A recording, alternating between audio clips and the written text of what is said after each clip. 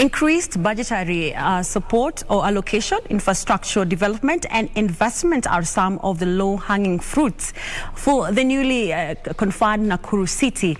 Now, CPA David King'oo, a financial expert, says owing to the elevated status, Nakuru's business tourism niche is among sectors that will likely record increased sales and earnings driven by government spending in conferences as well as private sector investment.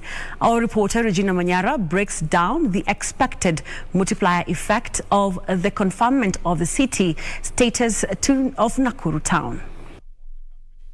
Nakuru's elevation process to a city status began in 2018, powered by the Urban Areas and Cities Act that provides for classification, governance and management of urban areas and cities. The economic nature of that particular town, and of course it comes with the related economic benefit, because it has to match the capacity of, for example, Mombasa and Kisumu, and that of course calls for a lot of resource allocations and new opportunities coming up that will translate into business activities and will end up into improvement the economic status of that city. Since then, the county government of Nakuru has been working on meeting the requirements of a city status to be granted to a town, especially on efficiency in service delivery and safety of residents.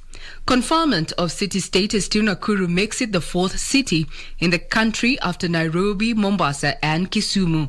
This elevation comes with good tidings, among them increased budgetary allocation and infrastructural development. The government need to allocate more resources or revenue to expand the road network that is already existing, because of the movement of people. The road networks might include, or even the movement of people might include both trains and road networks. Also, we can have donors increasing the amount of funding, basically they fund to that particular area, because the needs will now increase even now. Financial expert David King'oo says this will likely spur an increase in population and ultimately higher demand for goods and services, making Nakuru a formidable business frontier.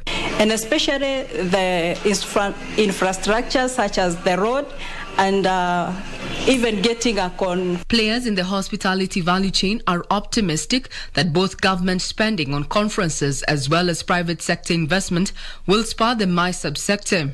The conferment comes months after the Senate approved the application for the town's upgrade. Regina Manyara reporting for Prime Edition.